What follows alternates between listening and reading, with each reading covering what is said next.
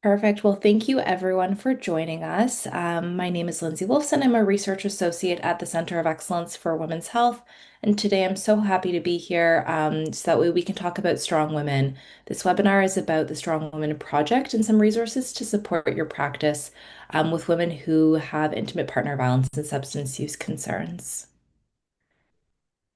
Before we begin, we just want to acknowledge that we're joining from the ancestral, traditional, and unceded territories of Indigenous peoples across Turtle Island. We acknowledge the First Nations, Métis, and Inuit as the first inhabitants and traditional custodians of the lands in which we live, learn, work, and play.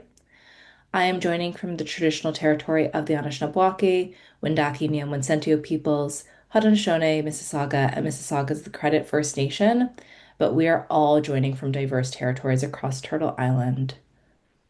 We pay our respects to the elders past, present, and emerging from the territories in which we're joining on today, as well as the territories in which we've gathered at different parts of this project. We also want to put our hands in the air with gratitude for the Indigenous women who contributed to our formative knowledge and who participated in the pilot implementation phases of Strong Women. So, in the next hour, what we're hoping to do is talk a little bit about some of the foundational understandings, why there was this need for a dual focus substance use and intimate partner violence intervention, what Strong Women is, provide a brief snapshot of the outcomes, and then really talk about some opportunities to use Strong Women materials in your practice, including the resources. So we'll talk about the curriculum that we have, the workbook, and also a facilitator's guide. I see a number of friendly faces on the webinar today. For those of you who don't know us, this project was led by researchers at the Center of Excellence for Women's Health. We are a virtual research and knowledge exchange center, and we collaborate with researchers, service providers, policy members, community-based advocates, women and girls, etc. You can see our involvement model on the right there. And we're really focused on improving girls and women's health and increasing gender equity. We are now in our third decade. This is our 30th year, and we continue to pursue the goal of closing the loop between research and practice to bring about social change and health improvement for women and all genders. The Strong Women Project was funded by the Public Health Agency of Canada, and the views here do not necessarily represent the views of PHAC. But what I really want to highlight is our core project team. You'll see many of our faces as we go through today. We have Dr. Nancy Poole, who's our director, who will take us through the beginning of the webinar, Dr. Greaves, Dr. Barbetti, who's another research associate, who will talk about some of the outcomes, Carol Munoz-Nieves, who will go through our Q&A, and Christine Urquhart, who will talk about our curriculum itself. So we're so happy to all be here. This was a real team effort and a team also that was made up of a number of amazing collaborators who brought us through the implementation and pilot phases. So I'm going to turn it over to Nancy now to talk about some of the interconnections between intimate partner violence and substance use and what that means for service providers. Yeah, lots of interconnections to talk about. And, we really do need dual focused interventions, partly for the reason that's first there about the overlap of the use of substances and intimate partner violence, but also because we have much to draw on from the many organizations who have worked to, think through these principles for practice that are helpful for women in many locations who are coming for service help. To be empowering and gender informed and trauma informed and harm reducing and equity oriented and culturally safe. And so we really pull that into this work. But we are really amazed at how rare these interventions are. And so we're excited to introduce this one to you. So, it's really interesting just how complex the interconnections are and the multi-directionality between substance use and violence against women. And I feel like all these factors are really nested in the substance use, the mental ill health, and violence against women, really nested in these social and structural determinants of health. And as someone who's worked a lot on trauma issues and trauma-informed practice, trauma seems so central to all these experiences. And, this diagram from this national center in the US is compelling in how it shows the many ways in which trauma, substance use, and intimate partner violence play out. And you can see, abusers undermining their partner's sobriety, controlling meds, sabotaging recovery, undermining their parenting and their access to support, and many other things. So it's super important that we have programming that's not siloed, that really pulls these issues of trauma, violence, and substance use together. And in creating the Strong Women programming, we drew from some really amazing resources by women thinkers who had considered the complexities from many different locations. And this is just a really small sample of everything we read. It took us months to work through all this material to build on it for this programming. And so you can see how there were a lot of what are likely familiar threads from people like Stephanie Covington's Helping Women Recover, from motivational interviewing Spirit, and from the lived experience of programs, women in programs like She Recovers and that whole movement. And they're all woven in to an empowerment approach that grounds this strong women intervention. And, we weren't only thinking about how women are navigating traditional kind of emotional recovery from both IPV and substance use, but also thinking about these broader gender issues, gender roles, gender identity, and power relations, so integral to the experiences of intimate partner violence and substance use. And we really saw the need to, as is listed here, to address these dimensions through deep inquiry into gender dimensions of self and identity, of power and control in relationships, of shame and anger and other emotions around body image. Chris will speak to all these parts of the curriculum as we go along, but integrating things about media messaging, self-compassion, all these things. It was a challenge that I think we really did meet. So I'll turn it back to you, uh, uh, Lindsay. Thanks, Nancy. As we talk about the development, we've talked a bit about some of the foundational assumptions and how we needed to ground this work. And we've said the words strong women before, and how we're hoping to really contextualize them. Doing a webinar, we could spend hours and hours just talking about the interconnections, and that's how we're hoping to situate. So Nancy shared why it's so important and some of the grounding ideas behind creating this intervention we call Strong Women. And the whole purpose of it was to create this intervention that could reduce intimate partner violence and substance use, while also thinking about these ideas of increasing safety, harm reduction, motivation for change, improving mental, physical health and self-compassion, and providing social support. And we had two target audiences in the project itself. We both wanted to target women who experienced these connected issues of intimate partner violence and substance use, but also service providers. That way, there was capacity to further integrate and respond to both issues as they appear within services.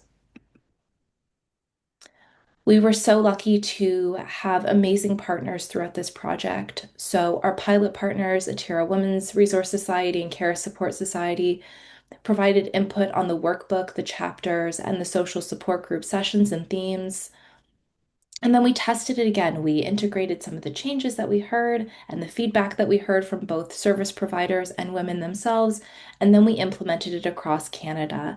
So, with YWCA Calgary and Eventa Center of Excellence for Women with Addictions in Alberta, with Jean Tweed Center in Ontario, and Sophia Recovery Center for Women in Hestia House in New Brunswick. And we could not have done this without them. So thank you so much. I see some of you are here today, which is so wonderful. This is what it looked like. We actually started both the pilot and the implementation as a 6 session social support group. And these were initially 6 sessions over 12 weeks, and we found that there was too much time in between. And so we narrowed it down to 6 sessions over 6 weeks, but found that we really actually were in a sweet spot if we went to 8 sessions, all around 75 minutes that offered a weekly connection for women. It was a closed group, meaning that we maintained the same group throughout, so that way there could be that relationship building and social support. And we used a connect, expand, empower structure, which Chris will talk about in a second. And really, in the social support group, we had an established curriculum, but we were really on drawing women's wisdom out. The workbook itself has 6 chapters, and you can see if you look at the right, that diagram there, are chapter themes. So, starting off with connecting with self, moving into connecting with others, with emotions, our bodies, communities, and purpose overall. And our workbook has information, resources, quotes. We have a playlist, a number of songs that were always referenced, reflection exercise. And so women could engage in ways that were meaningful and supportive to them. And then we had a facilitator's guide. So that way, facilitators not only had this curriculum slide, but also guidance on how that they could lead strong women in their organization. So Chris will take over from here, talk a little bit about the flow, and then what it actually meant as we went through the sessions. Thanks, Lindsay. So as Lindsay was just saying, so we have the curriculum, and then we also have the facilitator guide to support those that are leading the groups think through how do we take this information, and then how do we offer it and share it and connect around it in a way that supports change. And so historically, the work with the center, as we've created these sorts of resources, we've integrated motivational interviewing approach into the practices, knowing that also communicating in this way is a very trauma-informed approach. So it helps to operationalize and bring these principles and practices to life. So in terms of the flow of the virtual social support group, it's really thinking about how do we create the container? How do we create the conditions to help women tell the story, to help women grow in that context, supporting each other? So the initial section of the social support groups focuses on that connection, the relationship building, linking between the sessions, helping group members connect with each other. Then moves into the expansion piece, where we always are focusing on drawing out the wisdom from the women. And also then building on that. So finding out what they already know, using an ask, offer, ask approach, which is drawn from motivational interviewing, and then making that link back to their experience when some information is shared. How does it fit for them? What does it mean to them? What might it mean to them going forward? And then the final component of the session is the empowerment. So it's kind of in the expand, we're helping to build the importance of the issue, helping them hear their voices, and empowered, we're putting attention also on building their confidence to be able to move forward in some of the skills and practices, ultimately to enhance their safety, reduce harms, and improve overall health and well-being. So Lindsay already gave you kind of the high level of the different focuses of the group, but just putting together the different sessions, the chapters, as well as the key message, thinking about what is the one key message we would hope that women would leave the session with. So I won't read through all of these, but you can see it helps to bring them together, and then the flow and the evolution of the story. So as women connect with each other, moving into self, connecting with others, we have bodies, we have emotions, and then also finishing with a chance to integrate the learning. It's kind of where did I start and where are we ending? And how different and how far we've also come. So now I'll take some time to go into a little bit more detail of each of the sessions so that you have a sense of kind of how the story does unfold. And with this program, with this intervention that we created, there's as much emphasis on the what, the information, as well as the how. So it's continuing to put both the relational and the technical components together with the information. So in the first session, connecting with strong women, it's really about setting that foundation. And we can think of that language of connecting with strong women in different ways. It's connecting with the overall program, with what they're about to experience, and also connecting with each other as a group of strong women. And so knowing the key role of social support in helping women heal, really firmly standing in this place as we get started, the strength of the group healing together. The group has a chance to co-create. How do we work together? What do we need from each other? What do we need from the facilitator? Even what do I need from myself to be able to experience this fully? A chance for women to connect with the content of the workbook so they know that the learning is supported outside of the group. They have that to guide them, to go back to, reflect on, and also to hone in on pieces that may resonate more for each woman. The other part of this initial session, putting that motivational interviewing lens on it, is how do we support and strengthen their commitment to the group, honoring and knowing that women are coming in all different places of readiness. Part of me wants to be here, and part of me is maybe not so sure. Part of me is uncertain. Part of me is fearful. I don't know if I can do this. And so this initial session really honors those pieces and gives women some time to settle into that energy and knowing that no matter where they're starting, all are welcome and will be supported in this process.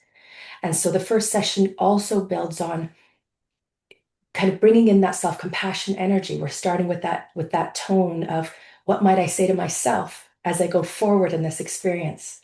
What are the things I need to remind myself of? What might I say to another woman in the group if she's starting to feel unsure or needs some support? And so we set that energy as we get going. Moving into the self, there was a lot of conversation amongst the team figuring out how do we help this unfold? How do we create the container to kind of start peeling all of these layers? And we landed in a place of starting with self feels important. The more we know where we are, we then have a chance to figure out where are we headed.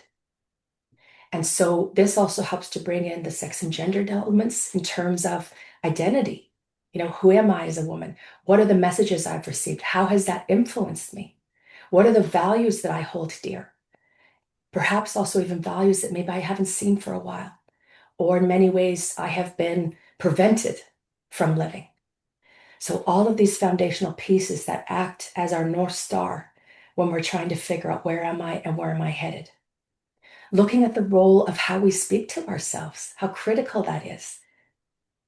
That if I'm hearing myself say all the reasons I can't make a change, that's likely to happen. If I'm also hearing myself say, maybe I can do this. And you know what? I've done hard things before. Also makes a difference. And this is where we really start to bring self-compassion in more intentionally and encouraging women to think about at the very basic level of self-compassion. What might you say to a friend? As they begin and start to think about how they can embody the practices of self-compassion, which is a foundation throughout the work together.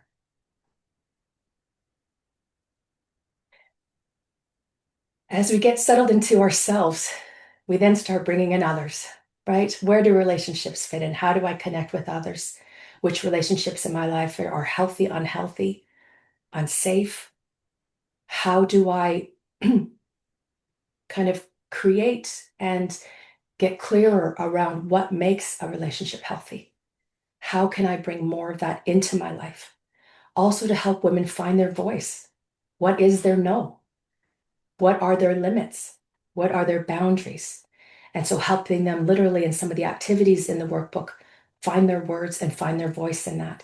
And part of this experience is also learning to trust their own voice and those limits within relationships and their instincts around that as they continue to go forward. And so really expanding that last part of the sessions, expanding their capacity for creating those growth supporting relationships.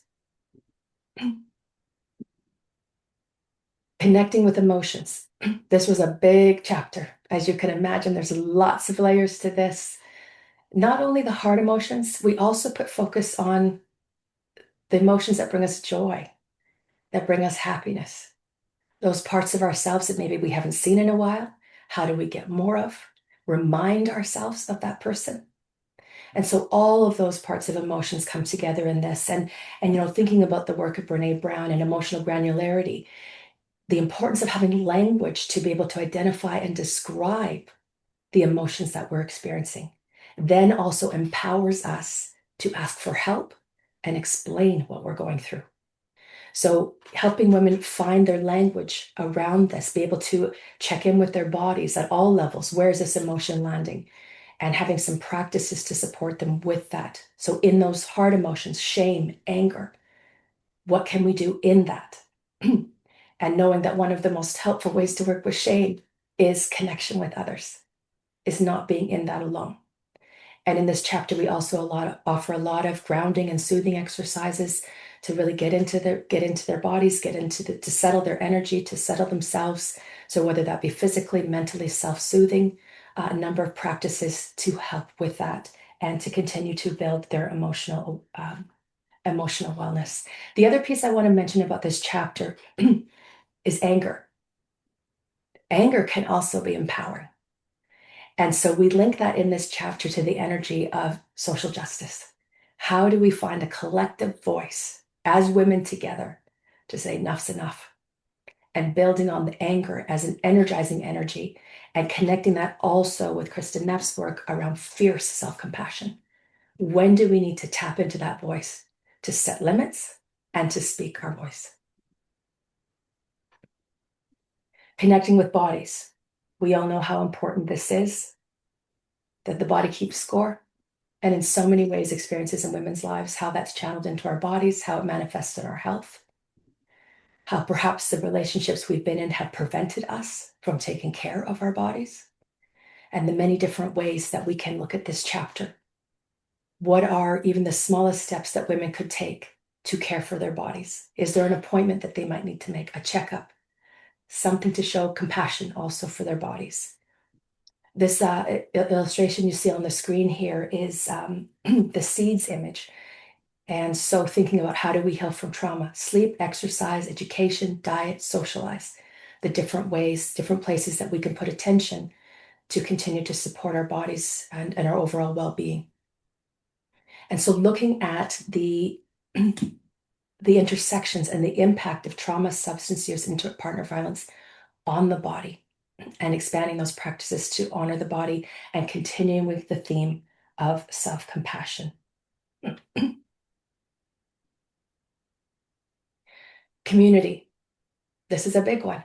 I mean, the whole energy behind this work is knowing the power of women healing in community and in connection with each other.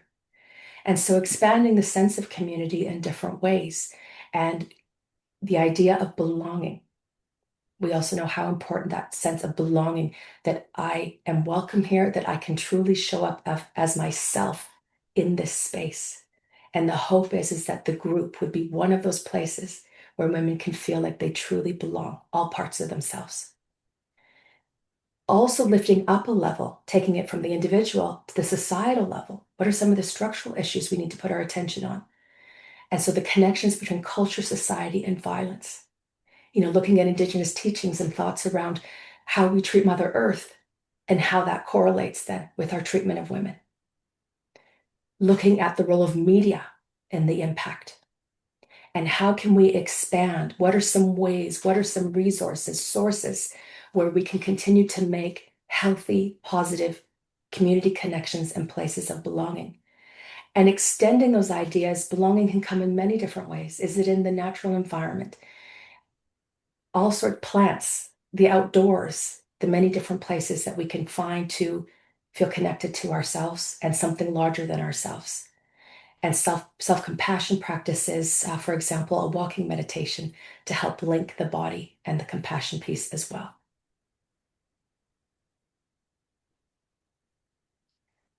Connecting with purpose. So as the group starts to come to a closure, this is the second to last session. It's really a chance to think about kind of who am I becoming? This journey that we've had as a group together. It's a place of holding the hope. Hope, as Dr. Miller describes it, is the land of not yet. It's the possibilities. And we can think of hope as that energy that fear contracts us and hope expands us. And so the energy we want to be finishing these groups on is this place of expansion, of possibility, of what could be possible. How do we create? How do we create? And I would say also take ownership of our narrative and our story going forward. Who am I becoming? The post-traumatic growth and the hope related to that. How we can shift our identity from victim to survivor, from isolation to connection, changing our stories. Also thinking about, as we expand beyond the individual, how can we connect with purpose in a larger way?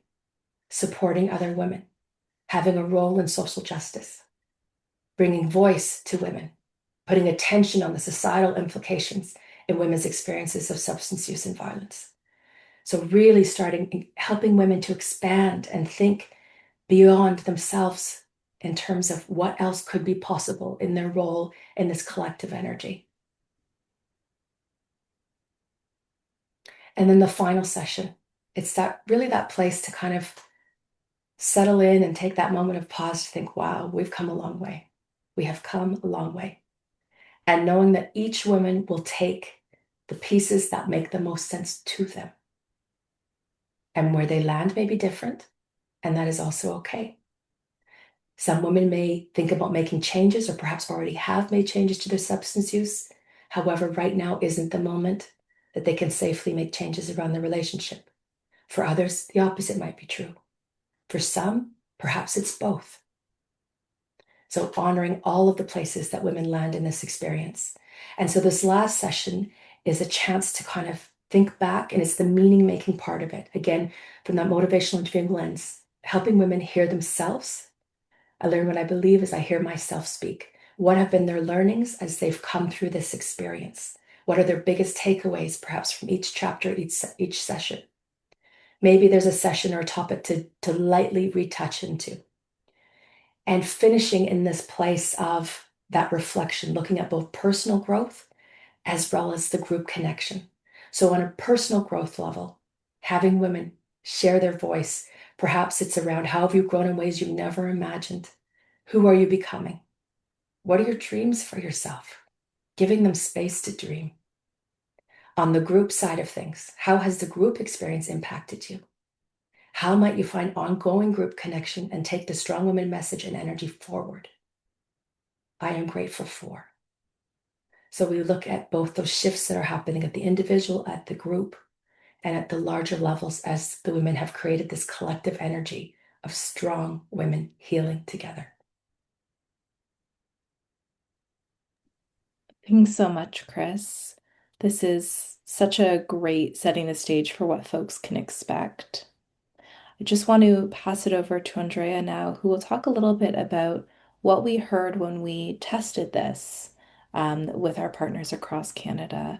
And so what we were able to make changes in our feedback throughout the process. Thank you, Lindsay.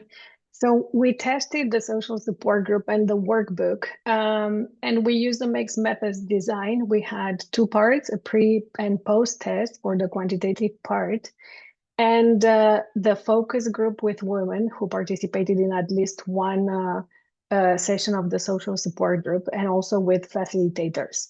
5 agencies recruited 41 participants. We had 36 participants that signed the consent forms, 33 completed the pre-test survey, the one that you are seeing right now on the screen. 28 attended at least one support session, and the average attendance was almost 5 sessions per participant.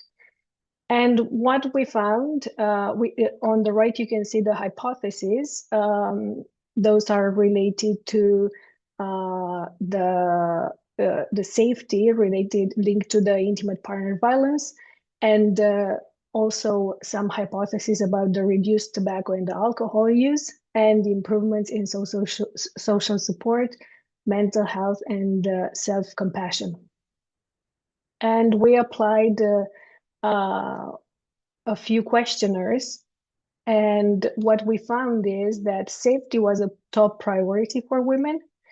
There was a high importance placed on social connection, including increased social support and connecting with other women. Women rated their physical and psychological well-being as low, and reducing substance use was a lower priority, but women were more confident in achieving their goals. And at the end of the intervention, of the Strong Women intervention, we applied the same questionnaires. And what we found was that women reported an increased importance for social support. Also, self-compassion increased. Both perceived physical and psychological health improved. And there were reductions in alcohol use disorder and average cigarettes per day. And also an importance in confidence to reduce alcohol use decreased. And 3 months after the intervention, we applied the same questionnaires, and we saw that substance use scores continued to be lower than at baseline. So we compared this between the pre-test and the follow-up at 3 months. Tobacco use continued to decrease from the pre-test, and the audit score slightly increased from the pre-test. But we saw some improvement regarding the self-compassion, the psychological well-being, and the perceived physical health compared to baseline. However, these effects have decreased from the post-test. And as part of the evaluation of this intervention, we also conducted 2 focus groups, one with women, and we asked women to reflect on the content and delivery of the intervention. Also, we asked women about facilitators and barriers to participation, and what changes they'd like to see reflected in the final materials. And in a different focus group, we asked facilitators to reflect on the content, the topics, the delivery, and support when facilitating the Strong Women Social Support Group. And what we heard from women was that Strong Women program was a meaningful and positive experience. They felt understood. They appreciated sharing lived experiences with the other women and building trust in a safe space. They found the workbook motivating, engaging, and reflective of lived experiences. Most women appreciated the virtual format of the program, though some expressed a preference for an in-person experience. We also heard they left with a sense of achievement, hope for the future, self-compassion, and connection to themselves and others. And we heard from the facilitators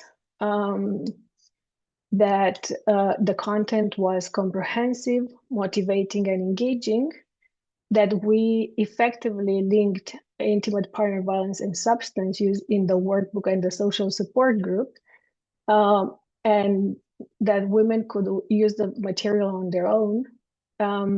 We also heard that women were able to share and connect with other women.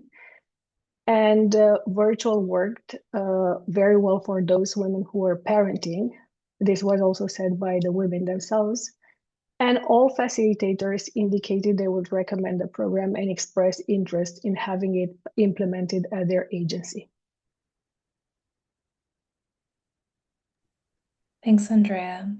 So, Nancy, we'll pass it over to you to close out and talk about what it would mean to use the strong women materials in anti-violence substance use or other agencies. And you are muted. Good point. There's lots that can be done at this point in terms of um, the various parts of the Strong Women program. And, I guess we're really excited at this point about the workbook as one piece of it that can really be useful not only in conjunction with the offering of the programming, but also as an independent companion for women to look into the full range of topics, including identity and values and relationships and all the things that Chris went over. Each chapter has content, reflective questions, empowering activities, and additional resources. So women can do it. Um, at their own pace, but really offers this integrated look at the issue, at how these two issues overlap, and that recovery from both together, understanding the links between them is super important. I just want to mention one thing along the way.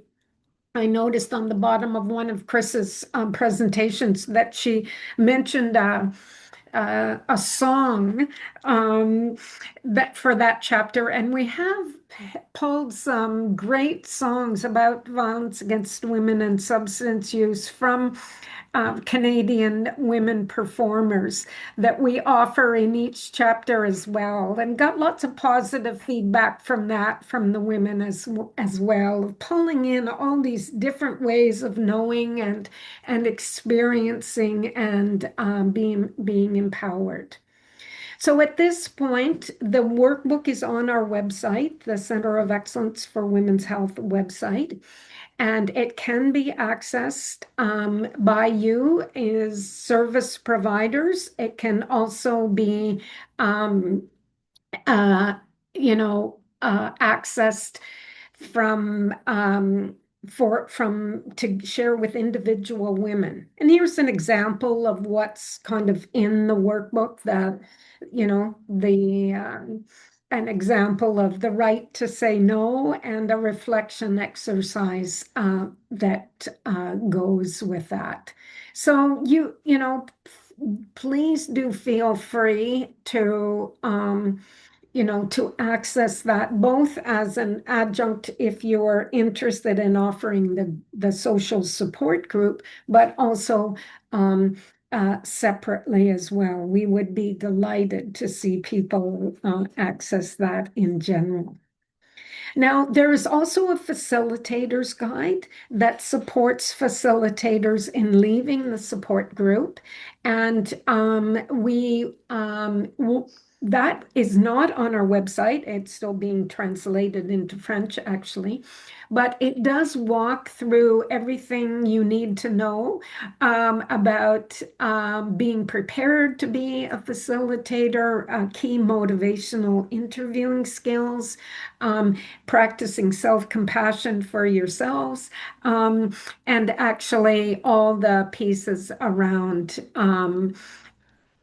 challenges in delivering virtually. So we really keen to for you all to be able to access that well as well. And so really want you to, any of you who are interested in offering this group, to be in touch with us at the center to let us know that you're interested in doing it, and we're happy to send it out to you, the facilitator guide, as well as the workbook virtually.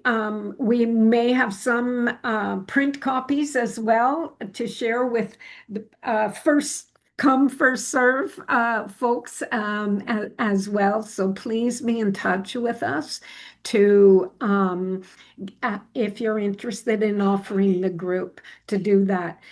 One of the things we can do as well, if you are interested, and we can keep Chris in the mix here, is to be able to offer some training if you're interested in the facilitation of the group and in just kind of informing your whole staff group about these intersections and some of these strategies and topics that are important as as anybody is having conversations with women who've experienced both issues. So happy to have you access what's already up on the website, including the playlist, I guess. I didn't realize that was up there. Thanks, Lindsay.